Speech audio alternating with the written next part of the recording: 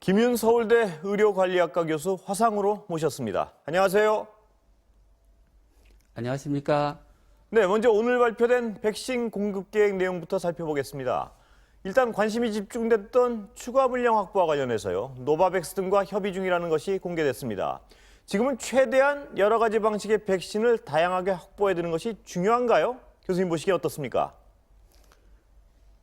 파이자와 모더나가 이제 승인을 거의 받을 단계에 와 있고, 아스트라제네카도 아마 추가 임상을 하면, 그 승인이 날 걸로 예상을 하고 있습니다.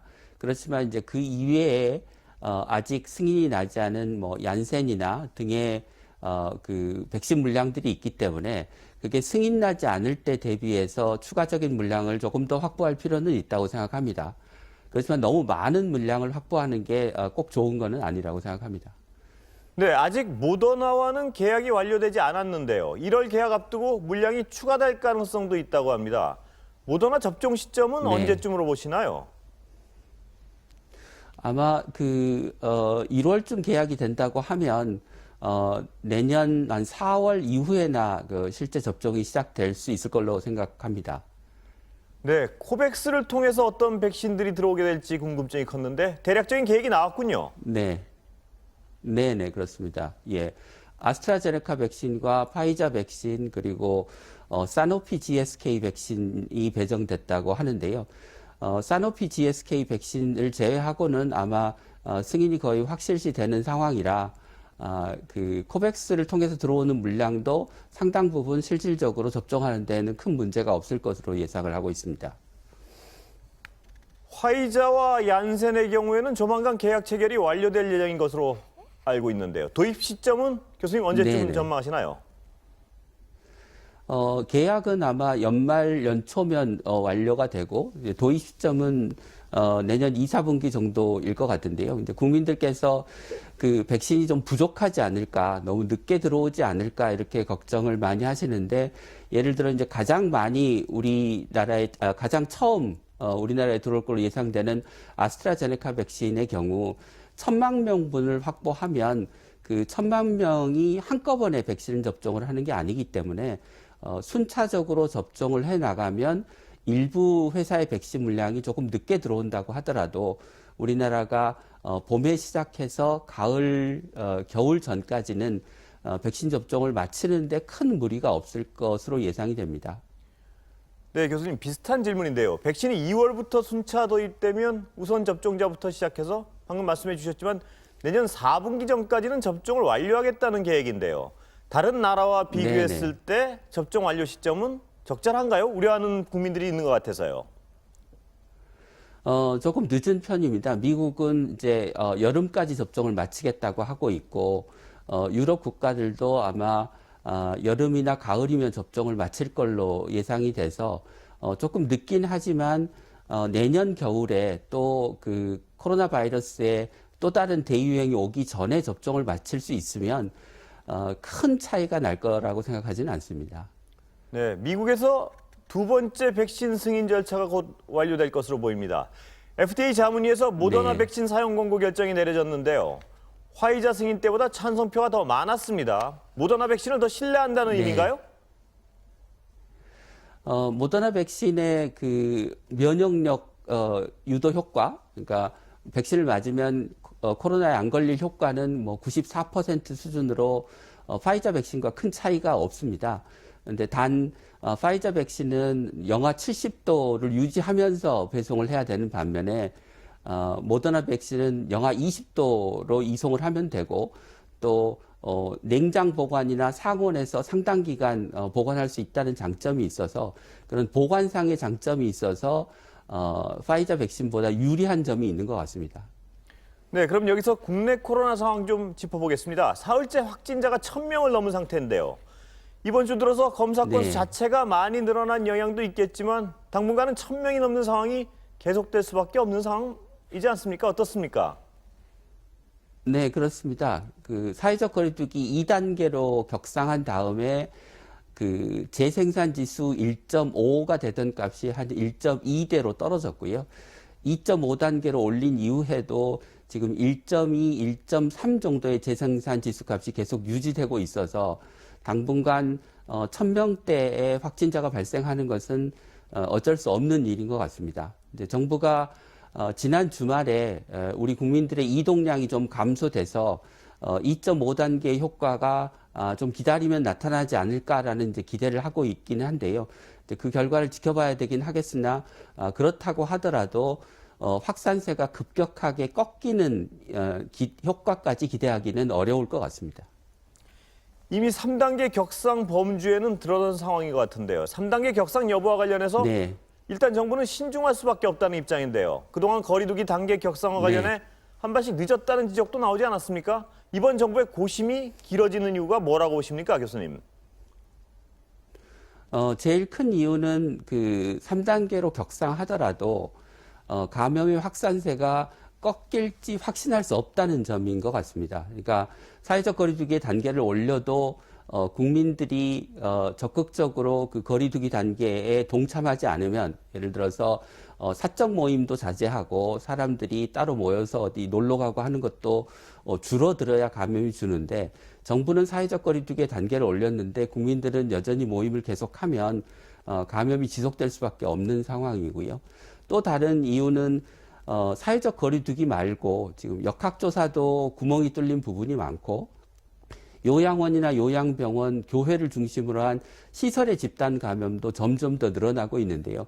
이것은 사회적 거리두기를 통해서 통제할 수 있는, 그러니까 줄일 수 있는, 해결할 수 있는 부분이 아니고, 정부가 시설의 감염관리 대책을 강화하고 역학조사 인력을 충원해서 역학조사가 구멍을 뚫리지 않도록 하는 등의 다른 대책들이 필요해서 정부가 먼저 해야 될 일을 먼저 하고 사회적 거리두기의 단계를 올리는 게 맞지 않을까 싶습니다. 네, 교수님. 그런데 그럼에도 불구하고요. 지난 주말 이동량이 급감한 거로 나타나고 있습니다. 그래서 다음 주 정도에는 확산세가 조금 수그러들지 않을까, 이런 기대도 나오는 것 같은데요. 교수님은 3단계 격상 없이 3차 대유행 확산세 꺾을 수 있다고 보십니까? 어떻습니까? 지금 그 사회적 거리두기를 2.5단계를 유지하고 있음에도 불구하고 실제 감염 발생 양상을 보면 교회에서 마스크를 쓰지 않고 찬송을 하거나 음식을 나눠 먹거나 금지되어 있는 뭐 기도회가 열리거나 또는 일부 그 요양시설이나 요양원 등에서는 여전히 감염 관리 수칙들이 잘 안 지켜지거나 하는 부분들이 있어서 그런 부분들에서 지금 우리가 발생하는 감염의 부분을 상당 부분 줄이면 전체 감염의 한 20%에서 30% 정도를 줄일 수 있을 걸로 예상을 합니다. 그러면 사회적 거리두기 2.5단계에서 지켜야 될 수칙을 잘 지키고 집단 감염을 줄이고 역학조사에 구멍을 메꾸면 2.5단계에서도 현재 상태를 유지하거나 잘하면 확산세를 저는 꺾을 수도 있다고 생각을 합니다. 네, 교수님. 그러면 3단계를 가건 안 가건요. 혹은 지금 2.5단계를 유지하건 안 하건 형태는 약간 달라질 거다, 이런 전망들이 나오고 있는데요. 당초 3단계에서도 네, 밤 그렇습니다. 9시까지 매장 안에서 식사가 가능했던 식당 방역 수칙을 손볼 가능성이 가장 높다, 이런 전망들이 나오던데 필요하다고 보십니까, 교수님? 어떻습니까? 네, 만약에 3단계로 격상을 한다면 필요하다고 봅니다. 그러니까 3단계로 격상을 했음에도 불구하고 그 식당과 카페의 경우에 2.5단계하고 달라지는 부분이 없으면, 그리고 이것이 지금 그 재택근무가 활성화되지 않으면서 많은 사람들이 여전히 출근을 해야 되는 상황과 맞물리면 3단계로 격상한 효과가 극히 제한적일 수밖에 없는 상황입니다. 그러면 3단계 격상을 통해서 영업에 제한을 받는 소상공인이나 자영업자의 피해는 계속되면서도 감염의 확산세는 꺾이지 않아서 3단계의 부작용만 생기고 효과는 크게 나지 않는 상황이 될 수 있어서, 만약 3단계를 올린다고 하면 재택근무를 대폭 확대하는 것과 함께 식당의 그 영업을 제한하는 조치를 함께 병행해야 될 거로 생각합니다. 그 논의랑은 별개로요. 일각에서는 성탄절 연휴 셧다운, 이런 얘기도 나오는 것 같은데 현실성 네. 있는 대책인가요? 보시기에? 크게 저는 효과가 없을 거로 생각합니다. 지금 휴일이어도 출근할 수밖에 없는 중소기업이나 소상공인들이 상당히 많은 상황에서 그 연휴를 연장하는 것은 쉴 수 있는 사람들만 더 쉴 수 있게 만들어주고, 결국 쉬지 못하고 출근해야 되는 사람들의 문제를 해결해 주지 못해서 3단계 효과를 크게 강화하는 데는 큰 도움은 될 것 같지 않습니다. 네, 그런데 일단 3단계 격상과는 별도로요. 최근 방역 사각지대가 된 홀덤펍, 스키장, 일부 시설, 이런 시설에 대한 보완 조치도 있었습니다. 추가로 정밀 방역 필요한 네네. 시설들이 뭐가 있을까요, 교수님? 지금 그 일반 음식점으로 분류되어 있는 시설들인데 사실상 유흥 음식점에 가까운 그런 라운지 클럽 같은 것들도 분류를 다시 해서 영업을 제한해야 될 것으로 생각을 하고 있고요.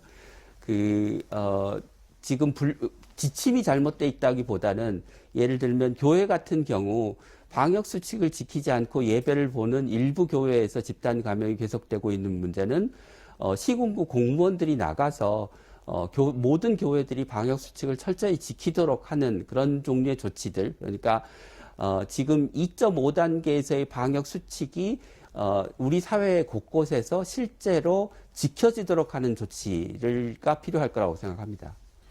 그런데 일각에서는요, 교수님, 2.5단계 추가 네. 방역 조치들이 더해지면서 혼선이 크다. 이렇게 말씀하는 분들도 네. 적지 않습니다. 어떻게 보십니까? 네, 네. 그러니까 정부가 방역 지침을 이제 한 번 만들어서 잘 지키면 국민들도 이해하기 쉽고 따르기 쉬울 텐데요. 방역 지침이 자주 바뀌는 탓에 국민들이 이해하기 어렵고 혼란스러우실 거라고 생각하는데요. 그런 혼란을 줄일 수 있었으면 좋겠지만 지금이라도 그 구멍이 뚫린 방역 체계를 메꾸기 위해서 추가적인 조치를 통해서 문제를 해결할 수 있다면 그게 더 최선책은 아니지만 차선책은 될 수 있다고 생각합니다. 네, 다른 얘기 좀 여쭤보겠습니다. 서울에서 사흘간 자택 대기하던 환자가 사망한 사례가 있었습니다. 증상이 없었다고는 하지만 당뇨가 있던 기저질환자인데다가 나이도 60대였습니다. 그렇다면 병상 배정이 우선적으로 이루어졌어야 하는 거 아닌가, 이런 지적이 나오는데요. 이런 네, 분들한테 맞습니다. 그 우선순위가 되지 못할 정도로 네. 병상 상황이 심각하다는 의미인가요? 네, 그렇습니다. 그 정부 발표는 계속해서 병상이 몇 개 남아있다, 몇 개 남아있다 이렇게 얘기를 하고 있지만 실제 수도권 현장에서는 병상이 부족해서 입원하지 못하고 대기되고 적체되는 환자가 발생한 지 이미 일주일이 넘은 상황입니다. 그 결과가 이제 이번에 사망하신 분의 사례로 나타난 것이라고 생각합니다. 그래서 지금이라도 정부가 보다 적극적으로 코로나19 환자 병상을 확보하기 위한 노력을 해야 될 것이고 지금 소수의 병상밖에 지금 내놓지 않고 있는 민간 병원들과 대형 병원들은 보다 좀 적극적으로 병상을 코로나 환자 진료에 제공해야 될 것입니다. 최근 확진자가 크게 늘면서 위중증 환자와 사망자 수도 급증하고 있는데요. 정부에서 오는 1월 초까지 대폭 병상을 확보하겠다는 계획을 내놨습니다. 방금도 비슷한 말씀하셨지만 가능한 일인가요? 어떻습니까? 이게 단시일 내내. 네. 저는 정부의 정책적 의지가 있고 병원들의 협조가 있으면 우리가 병상 자체가 물리적으로 부족한 게 아니기 때문에 충분히 가능한 일이라고 생각합니다. 지금 일부 병원들이 정부가 기존에 약속한 그 보상 또는 지원을 충분히 해주지 않아서 정부를 믿기 어렵다 이런 이제 이야기들이 나오고 있는데요. 그런 부분에서 정부가 좀 더 확실한 지원, 믿을 수 있는 지원을 약속한다면 민간 병원들도 대형 병원들도 병상을 보다 적극적으로 내놓을 수 있다고 생각합니다. 그리고 정부가 이야기한 1월이라고 하는 시점은 지금 당장 병상이 없어서 입원하지 못하고 죽어가는 환자들이 속출하는 상황에서 너무 안이한 계획이라고 생각합니다. 지금 당장 병상이 필요합니다. 네, 교수님 지금도 잠깐 말씀해 주셨지만요. 교수님께서는 민간 병원에서 더 많은 병상을 동원해야 한다는 입장을 유지하고 계신 것 같은데요. 잠깐 설명해 주셨지만 민간 병원의 네네. 협조를 이끌어낸다는 게 쉬운 일은 아닐 텐데요. 네, 그렇습니다.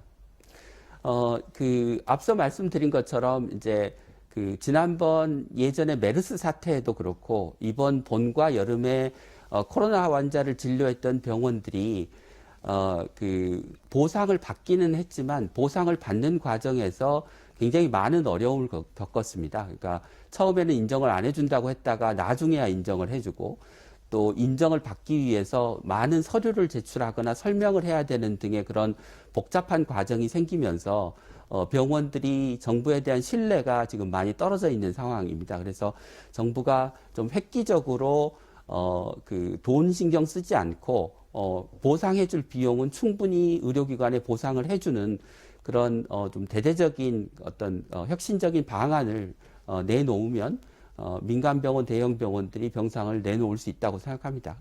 네, 정부에서 추진 중인 준중환자 치료 병상은 어떤 환자를 대상으로 하는 건가요? 병상 활용도를 높이는 데 도움이 될까요? 네, 그렇습니다. 그러니까 준중환자실이라고 하는 거는 그 중환자실과 일반 병동 사이에 있는 정도의 중증도의 환자를 보는 시설인데요. 그 일반 중환자실에서 이제 인공호흡기를 달고 있다가 인공호흡기를 떼도 되는 정도의 상태, 환자 상태가 조금 안정적인 상태가 되면 일반 중환자실에서 준중환자실로 옮겨올 수 있게 됩니다. 그렇게 되면 환자 전체 입원 기간이 예를 들어서 한 3주 정도라고 하면 2주는 일반 중환자실, 1주 정도는 준중환자실에 입원할 수 있게 돼서 전체 중환자실의 병상 수요를 한 3분의 1 정도는 줄일 수 있지 않을까 싶습니다. 네, 오늘 말씀 여기까지 듣겠습니다. 감사합니다. 감사합니다.